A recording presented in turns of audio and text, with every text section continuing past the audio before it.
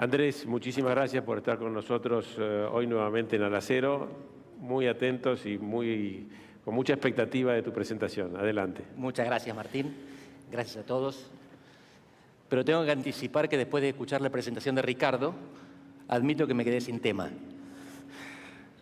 Mi presencia sería casi prescindible, porque voy a decir algunas de las cosas que él dijo y voy a tratar de echar un poco de sal y pimienta, pero lo básico ya está dicho. Y es, lo que viene es complejo y las consecuencias dependen. Dependen del resultado electoral, depende de las condiciones en que se dé, depende de lo que pase en China y depende menos de nosotros, aunque él fue bastante optimista sobre la reforma tributaria brasileña. Pero depende cómo juegue Latinoamérica también. Vos sos muy optimista sobre la capacidad de la voluntad. Yo soy un poco más estructuralista, pero vamos a hablar también de lo que podemos hacer para que nos vaya bien. Dale. Y por eso quiero empezar con este mapa, que es un mapa del desarrollo mundial. En azul, los países desarrollados. En rojo, los países condenados. En naranja, los que tenemos alguna chance. Hace una semana, 3 economistas ganaron el Premio Nobel de Economía por decir que son las instituciones las que determinan el desarrollo. ¿Qué quiere decir que son las instituciones? Que no es la geografía y que no son las políticas concretas. Es más que las políticas. Es respetar el derecho de propiedad a largo plazo y no solamente tener una estrategia de apertura económica, por ejemplo. Yo voy a cuestionar a los premios Nobel desde la humildad de la ciencia política. Por lo siguiente, ustedes conocen América Latina, muchos conocen Europa. ¿Alguien se imagina que Grecia o Italia tienen mejores instituciones que Uruguay o Chile? El desarrollo depende del poder. Hubo países desarrollados, pioneros, que inventaron, por supuesto, el motor de vapor, la hiladora y el cerco, pero además tenían un imperio esclavista. Gran Bretaña es pionera del desarrollo porque se basó en la producción realizada en zonas a las que dominaba. Como Inglaterra, Francia, Holanda y Alemania se desarrollan para sobrevivir, para competir con Inglaterra. El resto del desarrollo en el mundo proviene del legado, de la herencia. Canadá, Estados Unidos, Australia, Nueva Zelanda, son los hijos de Inglaterra. Eran las colonias que se independizan y mantienen el desarrollo. Y en tercer lugar, los países invitados. El este de Europa, el sur de Europa, el este asiático e Israel. Son los países a los que les convenía desarrollar a los países previamente desarrollados. La invitación es por un pionero que patea la escalera para que no suba el resto, por los hijos de los pioneros y por los invitados de los pioneros. ¿Esto significa que América Latina no se va a desarrollar? ¿Que nunca vamos a tener un Singapur? No, no significa eso. Significa que si este argumento es correcto, necesitamos servirle a los desarrollados, no servirlos, no servidumbre, se trata de tener utilidad. Y la utilidad que América Latina tiene para el mundo es pequeña, es decreciente y sobre todo es fragmentada, y Ricardo lo dejó claro. México no es lo mismo que Sudamérica. Porque nosotros estamos hablando mucho del nearshoring, friendshoring, pero near es un concepto geográfico de proximidad y México está cerca de Estados Unidos, América del Sur no. Nuestro continente tiene un eje vertical. Seguir hablando de América Latina tiene sentido por gente como ustedes, que trabaja en cadenas de abastecimiento regionales. Pero el mundo no ve a América Latina como una unidad y no la ve como unidad porque no lo es.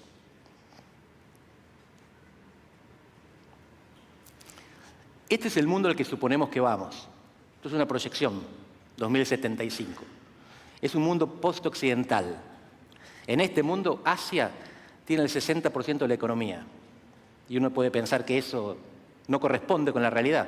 En realidad, ya hoy Asia tiene el 60% de la población. El 60% de los seres humanos son asiáticos. El 40% somos europeos, americanos o africanos. Estados Unidos va a seguir siendo una potencia. China también. Lo que viene es India, que es una de las pocas cosas de las que no hablamos, que van a afectar el largo plazo de nuestra existencia. No son los negocios del año que viene, pero dentro de 10 años, la India va a ser centro de estas charlas como hoy lo fue China. Y América Latina es ese conjunto de bolitas amarillas, que no son demasiado relevantes. Otra vez, no importa que sean relevantes, lo que importa es que sean prósperas, que nos vaya bien. Pero para que nos vaya bien, tenemos que importarles algunos de los que están en las bolas grandes. Y esto es lo que está pasando en los últimos años.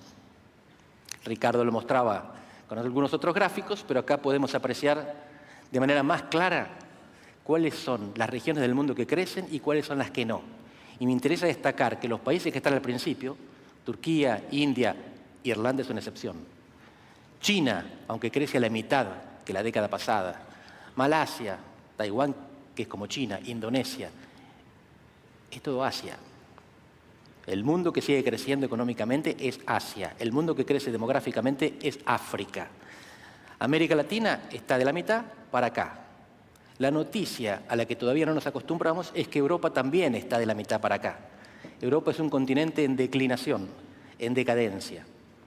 En América Latina la decadencia no se ve, porque mientras el gordo adelgaza, el flaco se muere de hambre. Pero Alemania tiene uno de los peores registros económicos de los últimos 5 años. Alemania es la potencia que mueve Europa, potencia industrial. ¿Cuál fue el problema de Alemania? Que siendo la principal potencia de Europa era cuádruplemente dependiente. Dependía de su energía, para su energía de Rusia. Gas barato, esa fue la fórmula del éxito, no la eficiencia, el gas barato. Dependía para su comercio de China. China es mayor socio comercial de Alemania que Francia. Dependía para su defensa de Estados Unidos. No hay defensa europea sin el paraguas de la OTAN. Y depende moralmente de Israel. No hay nada que Israel pueda decir que Alemania pueda contrarrestar. ¿Cómo la potencia, cómo la locomotora económica de Europa puede arrastrar a Europa hacia el desarrollo si es tan dependiente de potencias extrarregionales? La respuesta es, no la está arrastrando el desarrollo. Cuando uno se reúne con los decisores europeos y ellos candorosamente declaran lo que piensan, dicen, tenemos que hacer tal cosa para amortiguar la decadencia. Pero de hecho la decadencia la asumimos, aunque sea implícitamente, porque Europa no estuvo en la presentación de Ricardo. Europa casi no cuenta. Cuenta Estados Unidos, cuenta China y cuenta cada vez más India. Queremos saber cuánto contamos nosotros para nosotros mismos. Vamos a ver primero un poquito más del mundo. Seymour Lipset era un politólogo americano que decía, quien solo conoce su país no conoce ningún país. Solo conocemos cuando comparamos. Nadie es alto o bajo si está solo en el mundo. Tiene que haber alguien más. Y yo no voy a cometer el sacrilegio de hablar de acero, voy a hablar de otros sectores para que juntos reflexionemos comparativamente y voy a hablar de otras regiones para que juntos pensemos América Latina. Y estos son 20 años. 20 años no es nada. Y en 20 años China pasó de nada a la cima del mundo. En 20 años. Proceso previo de preparación, pero de repente las exportaciones de China se fueron al cielo, mientras el resto de las potencias industriales está relativamente estancado. Y estas son las exportaciones. Y acá extiendo la línea temporal porque partimos de 1980, estos son 40 años, no 20. Pero el despegue se da en los últimos 20 y es tremendo, incomparable. Nunca antes pasó una cosa así en la historia. Y si pasó en algún país chiquito, que no lo vimos, no tuvo el impacto que tiene en China. Si Irlanda, con 4 millones de habitantes, se dispara, es bueno para Irlanda. Aprovechó la economía mundial. Si China, con 1.400 millones de habitantes, se dispara, cambió la economía mundial. No se adaptó a ella, la modificó. Y acá todavía no aparece la India, pero acá sí, chiquita por ahora, acá abajo. Esta es generación eléctrica. Uno de los indicadores que por proximidad nos indican cómo le va la economía de los países. Estamos estancados en el resto del mundo. China no, se movió. E India de a poquito va asomando. Y algo que es fundamental, porque la economía del futuro, como la economía del pasado, depende de la innovación y la tecnología. China también está aportando. Si ustedes sacan ahora un teléfono, los desafío que cuenten el origen de las apps que tienen en él y van a encontrar que entre el 80 y el 90% son norteamericanas, son de Estados Unidos. Pueden tener alguna latinoamericana, alguna sueca, si tienen Spotify, y alguna otra por ahí. Si en China les pido lo mismo, van a ser 90-95% aplicaciones chinas. Hay 2 universos paralelos en el mundo de Internet. Y Europa no manda ninguno. Y entonces empieza a sufrir las consecuencias. Los autos son uno de los sectores que mejor nos explica el futuro de la economía. Autos incluyen acero, tecnología, mucha mano de obra, aunque están cada vez más tecnologizados, y comercio internacional. No es que miremos por dónde van los autos y sabremos por dónde va el mundo, pero más o menos. Sobre todo autos eléctricos. La transición energética pasa fundamentalmente por los autos eléctricos y esto también implica la minería. El tamaño de las esferas nos indica las ventas y la posición respecto a la bisectriz, si exportan o venden al mercado doméstico. China se está lejos adelante de los demás y exporta buena parte de su producción, a diferencia de otros que solo abastecen el mercado doméstico. Pero lo que me interesa destacar es esto. China, Europa, 6 años. En celeste, los autos eléctricos que Europa le vendía a China. Y en negro, el regreso. Todo esto pasó en 6 años. El mundo cambió en 20, acelerándose en los últimos. Todo esto va a seguir aumentando. Para el lado de China, para el lado de India, para el lado de Asia. Vivimos en un mundo post-occidental y no nos damos cuenta porque nosotros seguimos siendo occidentales, viviendo en nuestra esquina, en nuestro ángulo del mundo y pensando que el mundo va cambiando un poquito de a poquito. Y en realidad lo que está sucediendo es una transformación que va a dejar a América Latina diferente. Y en esto comparto con Ricardo, diferente no es peor. Hay muchos cambios que se están dando en el mundo que pueden ser positivos para América Latina. Va a depender del contexto, de ciertas condiciones mínimas, de cambios en los márgenes y sobre todo de dónde estamos en América Latina, norte o sur de Panamá. Y acá hay un ejemplo de cómo lo que está pasando en el mundo nos fragmenta.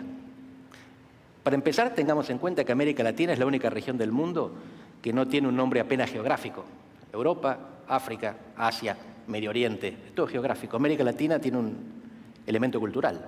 América es geográfico, latino es cultura. No somos Estados Unidos, aunque muchas veces en esta charla parece que nuestra región integra a Estados Unidos, que es el hemisferio occidental, lo que determina nuestro escenario económico. La nueva ruta de la seda integra Asia, salvo, enfatizo, la India. Integra África, todos los países son miembros. Divide solo ligeramente Europa, porque Italia entró, pero ahora salió. Divide cada vez más América Latina. Hubo 2 presidentes recientes en América Latina, Bolsonaro y Milei, que asumieron diciendo, con China nada, no hacemos negocio con comunistas. Los 2 giraron apenas asumieron el mandato, con más o menos gusto. Bolsonaro condicionado por el sector militar y por el agribusiness, y Milei por los swaps. Pero en ambos casos, y Milei con más buena voluntad, reconociendo la importancia de China y que inclusive solo pedían que no nos molesten. Los países de a poco se van a ir sumando a la nueva ruta de la seda, pero aunque no lo hagan, la dependencia de China es cada vez mayor, incluso en México, que es un país que depende mucho más de Estados Unidos.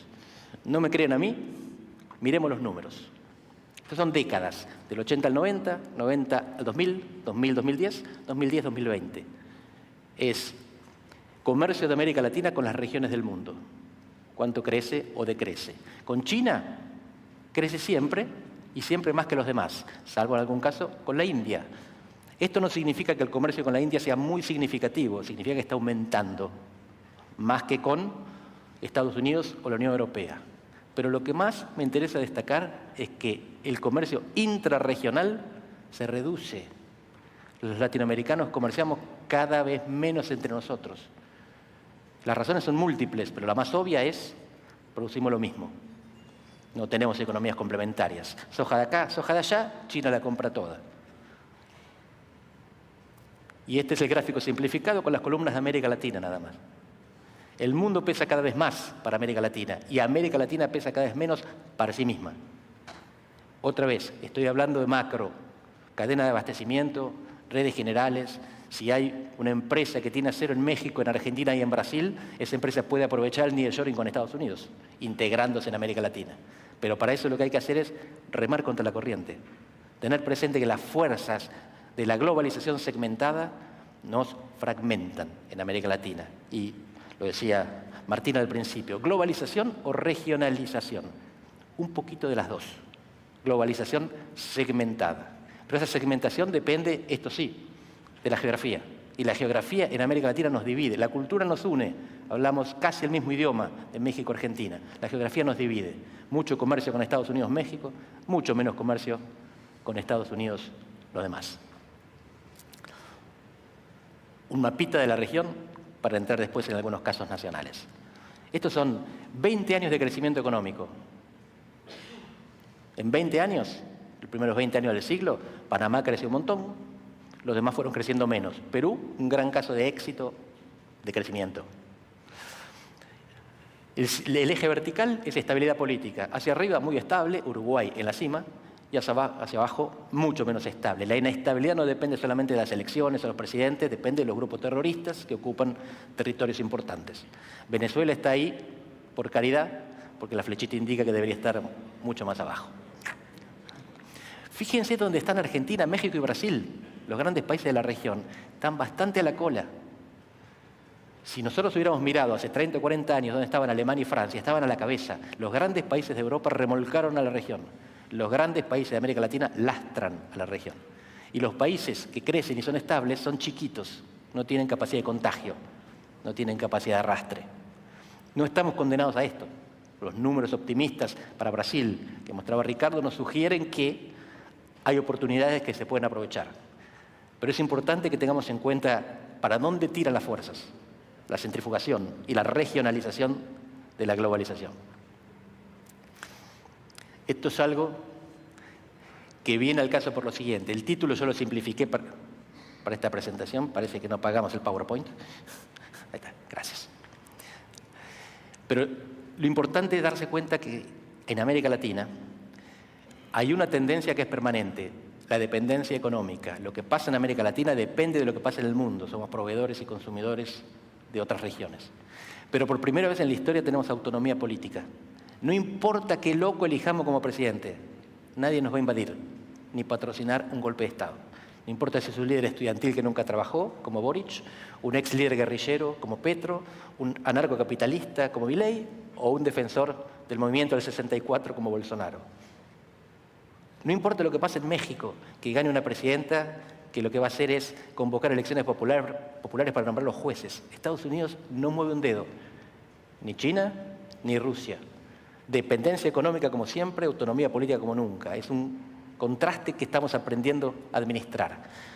Lo que se mantiene es la turbulencia social. Un continente en el cual hay pobreza y desigualdad y la gente de vez en cuando la expresa protestando en la calle.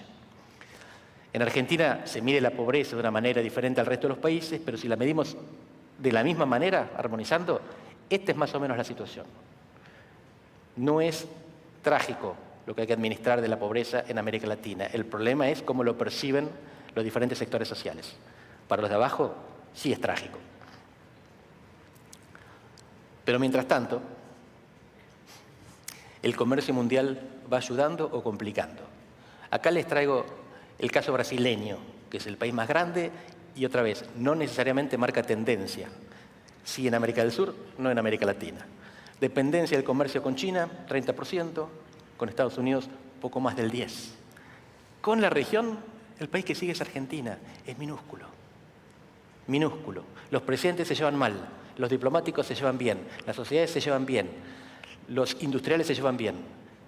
El comercio no tiene un conflicto, tampoco mucha amistad. No hacemos muchas cosas entre nosotros.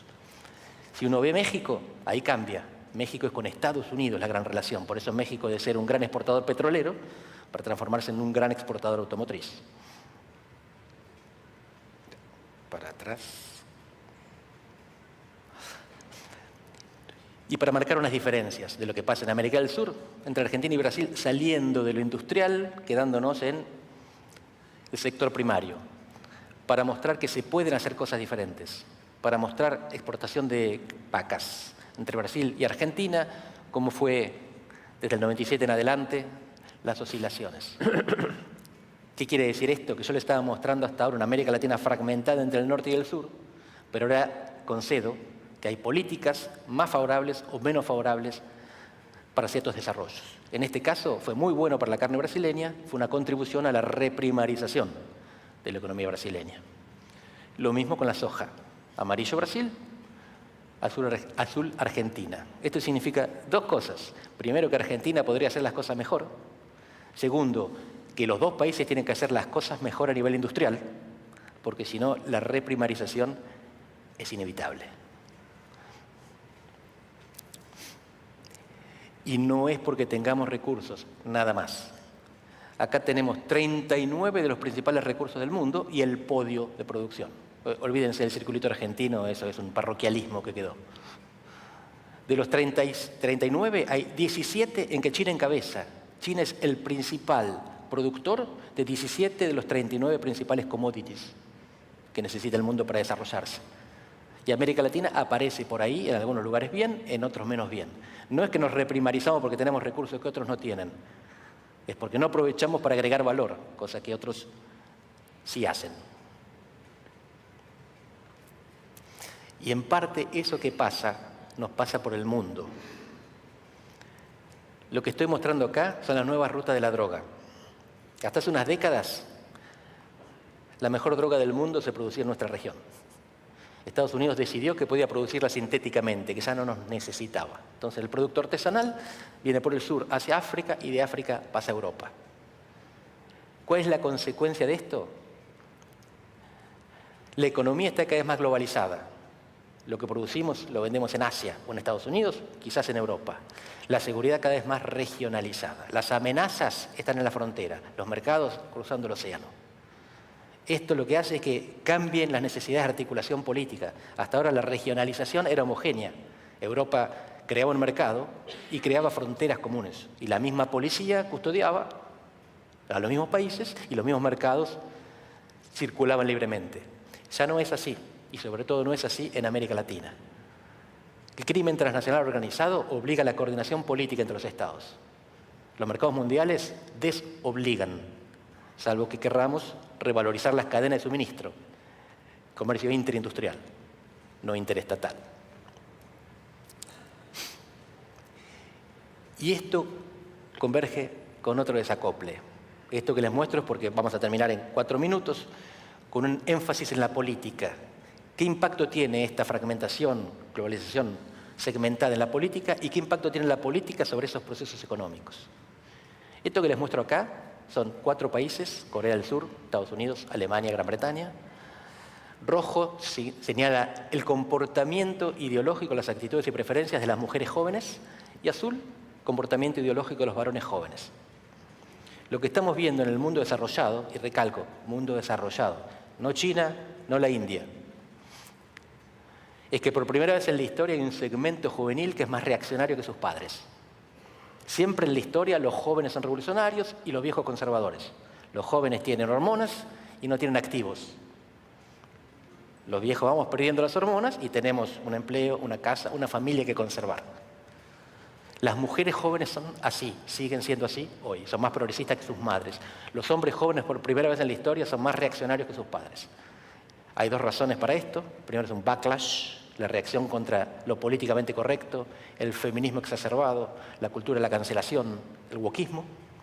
Y lo segundo es que se divorciaron las burbujas digitales de jóvenes varones y jóvenes mujeres. Los influencers son diferentes. Los influencers varones se parecen a Milei, las influencers mujeres se parecen a Taylor Swift. Unos transmiten agresividad, otros transmiten paz y amor. Y uno puede pensar, ¿qué importa esto? Las consecuencias políticas de esto son drásticas y las sociales todavía más. Esto significa que hombres y mujeres se conocen románticamente más tarde, se casan más tarde, tienen hijos más tarde, cuando tienen menos y a veces no tienen. Esto produce un colapso demográfico. Todos los países que podemos mencionar ahora, la mayor parte de América Latina, con un par de excepciones pequeñas, Europa, Estados Unidos, Japón, Corea, están en colapso demográfico. Si no fuera por la inmigración, se reduciría la población. ¿Qué hacemos? Abrimos la inmigración. ¿Qué generamos? Reacción cultural. La economía necesita la inmigración, la sociedad, la cultura, la rechaza. Se vota en consecuencia, se extreman las posiciones políticas. La emergencia de la extrema derecha en parte está vinculada con este con este divorcio demográfico. Si tenemos que dividir a la sociedad de todos estos países en 4, viejos, jóvenes, mujeres y varones, hay un cuadrante homogéneo, varones jóvenes. Los otros 3 siguen siendo como el resto del mundo, pero los varones jóvenes están determinando los procesos políticos. Y en parte eso se debe, esto es más simple, 40 años, ¿cómo viven los jóvenes? Línea azul, de 20, 25 años en el pasado, 20, 25 años estaban casados y vivían en sus casas con sus hijos. Ahora no están casados, no tienen hijos, viven con los padres, línea roja. Esto es Gran Bretaña y Estados Unidos. Causas múltiples, la división entre los géneros, el aumento del precio de la vivienda. Consecuencias, insatisfacción. Profunda insatisfacción que se manifiesta en las elecciones. Esto es lo que estamos viendo desde 1980 hasta 2020. Son 40 años de participación electoral y protesta social. La participación declina monotónicamente, suave, pero cada vez menos gente vota en el mundo. Y esto es lo más interesante. Cada vez más gente sale a protestar después de votar. Votamos y ya estamos insatisfechos. Y esto es fundamental para entender lo que está pasando en la dinámica entre China y Estados Unidos. ¿Qué país es más democrático, China o Estados Unidos? Respuesta objetiva es obvia. Unos votan y eligen gobierno, los otros no. Si ustedes le preguntan a los chinos y a los norteamericanos, hay más chinos que diciendo que China es democrática que americanos diciendo que Estados Unidos es democrático. Ellos mismos consideran que China es más democrática que Estados Unidos. Y en América Latina estamos sufriendo un proceso parecido. Esta es la penúltima. Contando lo de Uruguay, del domingo pasado, que van a balotaje, hubo 16 elecciones presidenciales en los últimos 4 años. 16. En 13 ganaron partidos que tenían 10 o menos años de existencia. Los partidos históricos que caracterizan a América Latina, el siglo XIX, siglo XX, están siendo derrotados, masacrados por partidos con menos de 10 años de existencia, de México a Argentina. Y esto pasa en Francia y en Italia también. Macron y Giorgia Meloni lideran partidos que no existían en el año 2010. Lo que nos pasa en América Latina no nos pasa solo en América Latina. El impacto sobre América Latina es que nos fragmenta entre norte y sur. Y lo que viene ahora, me habían prometido que había unas transiciones en las imágenes y no me las hicieron. Pero resumo. Si gana Trump, vamos a un tipo de guerra diferente a la que tenemos si gana Kamala. Si gana Kamala Harris, se mantienen las guerras convencionales típicas de los demócratas. Si gana Trump, pasamos de la guerra convencional a la guerra comercial. No es con balas, es con aranceles y con proteccionismo. ¿Esto es bueno o malo para América Latina? Depende. Y Ricardo recién lo anticipaba. Lo mejor que nos pueda pasar es que Trump le imponga sanciones a China y China tenga que venir a comprar soja, vinos y otros productos a Argentina, porque Estados Unidos le aumentó los precios. Pero Trump también prometió terminar la guerra en Ucrania. Y si termina la guerra en Ucrania, vuelven a exportar cereales y bajan los precios. ¿Cómo saber qué es lo que nos conviene? Hay que tener el lápiz muy afilado para sacar cuentas de lo que se gana y de lo que se pierde. En principio, ningún resultado tiene un impacto claro. Todo lo estamos siguiendo con la cabeza abierta.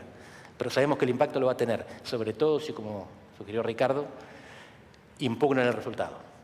Fíjense ustedes, estamos cambiando el sistema electoral en algunos países de América Latina porque hay denuncia de fraude y el fraude en realidad, se lo creen, lo hagan o no, es la principal democracia del mundo, que está a punto de dejar de serlo. Gracias.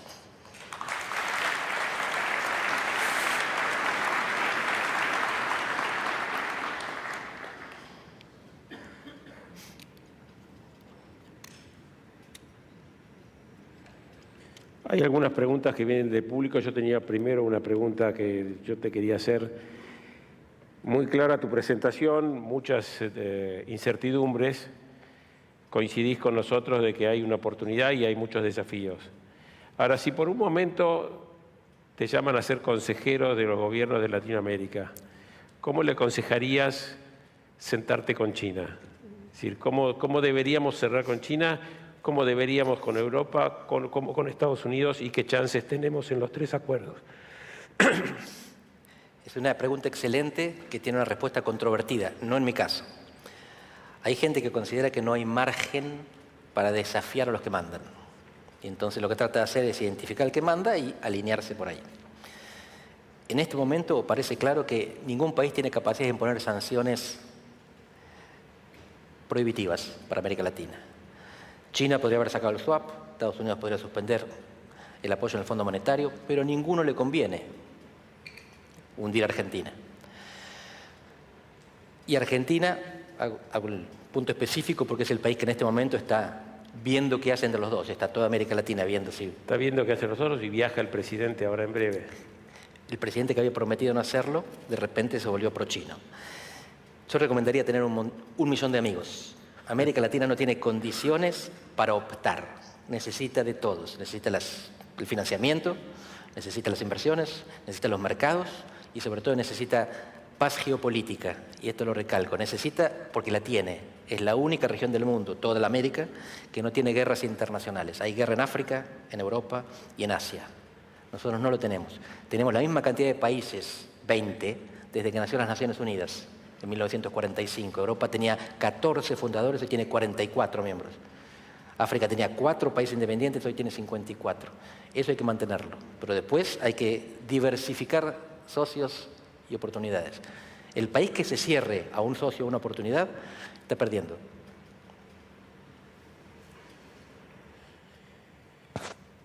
Una de las preguntas que dice, si ve que hay descenso demográfico en casi todos los países, ¿por qué se sigue diciendo que hay demasiada gente en el mundo y que eso es un problema serio? Esa es la versión malthusiana de la economía. Malthus fue uno de los primeros economistas que decía, la población se reproduce más rápido que la producción. Entonces vamos a producir más gente que comida. Nunca pasó. Se demostró que la innovación tecnológica va más rápido que la reproducción de la demografía.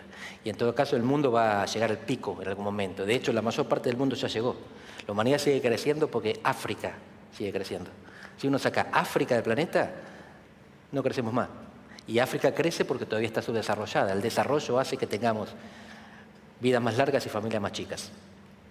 Eventualmente llegaremos a un momento en el cual todo el mundo será viejo. Y esto es una de las transiciones que nunca pasó antes. La historia es pendular. La transición demográfica es irreversible. Pasa una sola vez y no tiene retorno. Otra pregunta es, ¿cómo la industria del acero puede ser el ancla de su cadena de valor desde la perspectiva de la complementariedad a la que vos te referís? De vuelta, sería un sacrilegio que yo les hable a ustedes de acero, pero me parece que las cadenas de suministro interregionales son lo que puede tornar diferente al acero de la soja. Es decir, comercializar más intra-Latinoamérica. Anular las distancias del eje vertical del continente. El acero puede, entre Argentina, México y Brasil, probablemente cumplir procesos en cada lado y terminar en el lado que más le convenga para exportar al Pacífico, para exportar a través del Río Grande. Pero la soja no puede hacer eso, no necesita hacer eso. La soja sale de Brasil y va para China, sale de Argentina y va para China. El acero, la chatarra, compras, ventas, mercados. Se puede crear un mercado continental de acero. No tiene sentido crear un mercado continental de soja. 2 preguntitas más cortas. Una es, Mercosur. En alguna oportunidad que nos vimos, hemos hablado de esto. Posibilidad de relanzar el pacto con Europa, que para nosotros occidentes lo vemos como una oportunidad dentro de las cadenas de valor. Es decir, como vos bien dijiste, si no encontramos cómo servir a las potencias, cómo suministrar a las potencias, nos vamos a seguir primarizando.